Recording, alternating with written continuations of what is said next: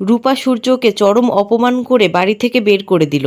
সম্পূর্ণটা জানতে ভিডিওটি স্কিপ না করে দেখতে থাকুন। আজকে পর্বে আপনারা দেখতে পাবেন দীপা বিগ বং এর সামনে দাঁড়িয়ে সবাইকে ডাকতে থাকে, আসুন আসুন বিগ বং অ্যাপেটাইট, এখানে খুব ভালো বাঙালি খাবার পাওয়া যায়, একবার আসুন ফ্যামিলি নিয়ে এসে টেস্ট করে যান। তখন সাক্ষ্যদীপ সব দাঁড়িয়ে দাঁড়িয়ে দেখতে থাকে আর মনে মনে ভাবে, আমার রেস্টুরেন্ট থেকে সব কিছু কীভাবে বের করে দিচ্ছিল সবাই। তারপর অলি মিসেস সেনগুপ্তকে বলল, আমার মা অনেকদিন আগেই মরে গেছে, সে সব কিছু জেনেও নিজের দুঃখ কষ্ট সব কিছু চেপে রেখে কিভাবে আমার রেস্টুরেন্ট আর আমার মেয়ের খেয়াল রেখে চলেছে। তারপর দীপা দুজন লোককে রেস্টুরেন্টের ভিতরে নিয়ে যায়। তখন সাক্ষ্যদীপ দীপার কাছে যায়, গিয়ে বলে, মিসেস সেনগুপ্ত এইগুলো আপনি কি করছেন? তখন দীপা বলে, স্যার আপনি দেখছেন না আমি কাজ করছি, অনেক কাজ পড়ে আছে, আপনি একটু দাঁড়ান। এই বলে দীপা বিক্রমকে নিয়ে বাইরে গিয়ে আবারও সব লোককে ডাকতে থাকে। তারপর একের পর এক লোক বিগ বং অ্যাপেটাইটে আসতে থাকে। তখন বিক্রম বলে, দিদি তুমি ভিতরে যাও, আমি এদিকটা সামলে নিচ্ছি। তারপর দীপা সাক্ষ্যদীপকে এসে বলে, স্যার আমি তো তাড়াহুড়ার মধ্যে ভুলেই গেছি, জয় কেমন আছে, জয় ঠিক আছে তো? তখন সাক্ষ্যদীপ বলে, হ্যাঁ ও ঠিক আছে, ওকে বাড়িতে রেখে তারপরে এলাম।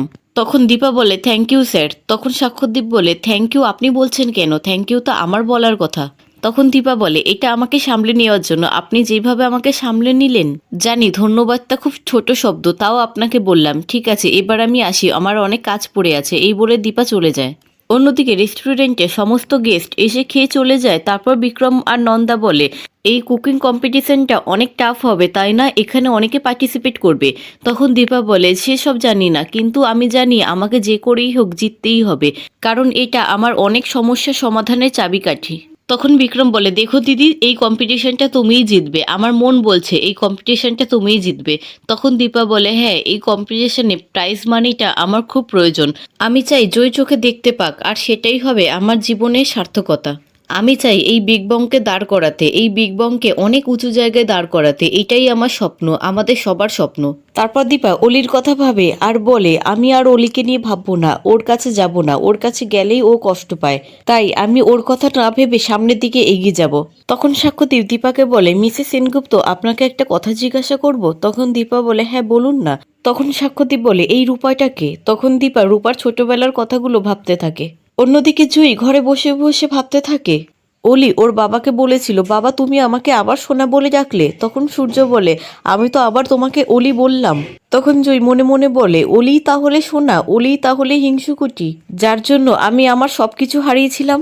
ও আমার বেস্ট ফ্রেন্ড কি করে হলো, কি করে হলো?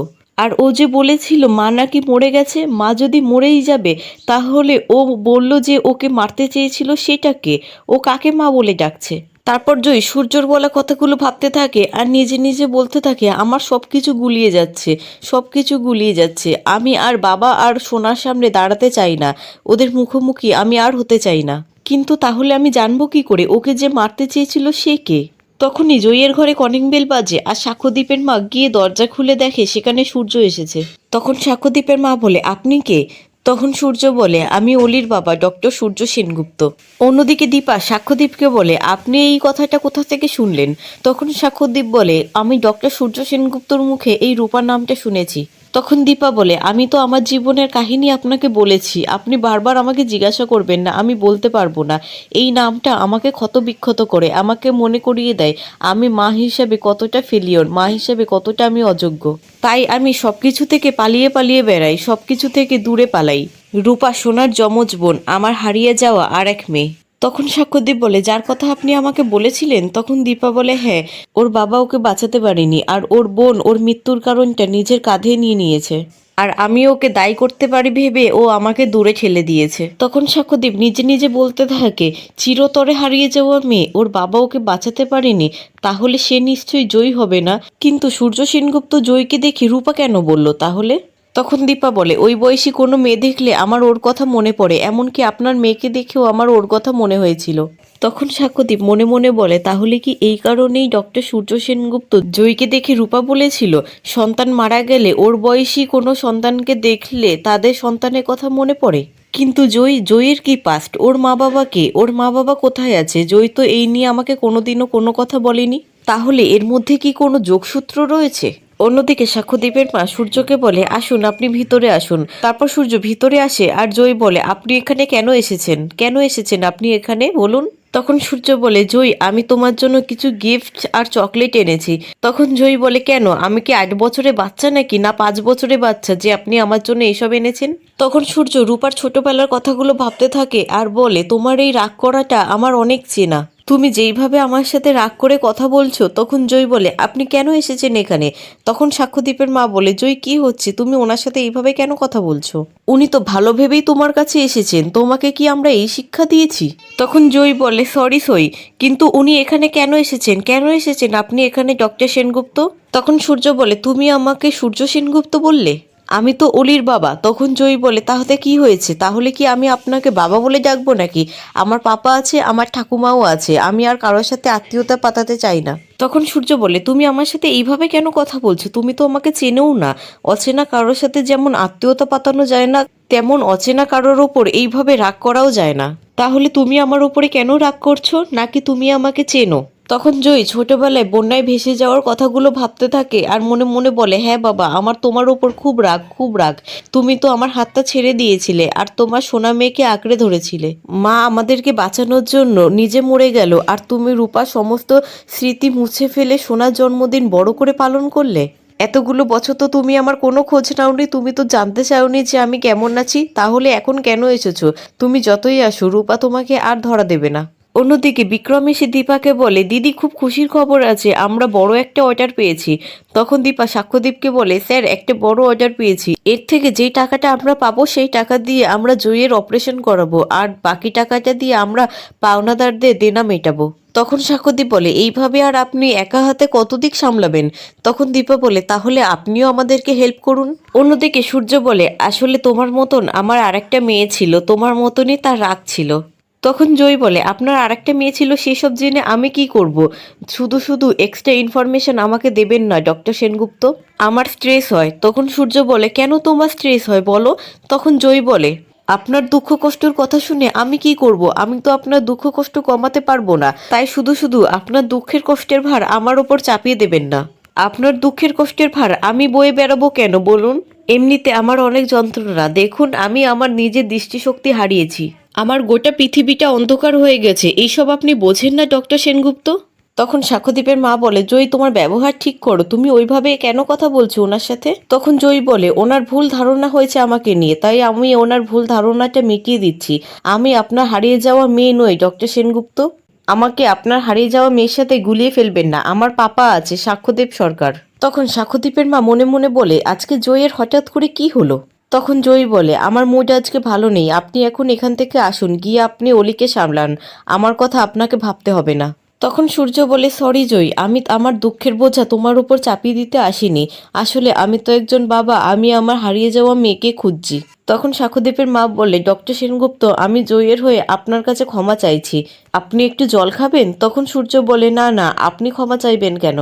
ও তো ঠিক কথাই বলেছে, আপনারা ওকে খুব ভালো মানুষ করেছেন, ওর কথাগুলো হয়তো আমার শুনতে খারাপ লাগছে, কিন্তু সত্যিটা তো সত্যি, সত্যিটা তো এরকমই শোনায়। ওর কথায় আমি কিছু মনে করিনি, আজকে ওর জায়গায় যদি আমার রূপামা থাকতো তাহলে ও ঠিক এইভাবেই কথা বলতো।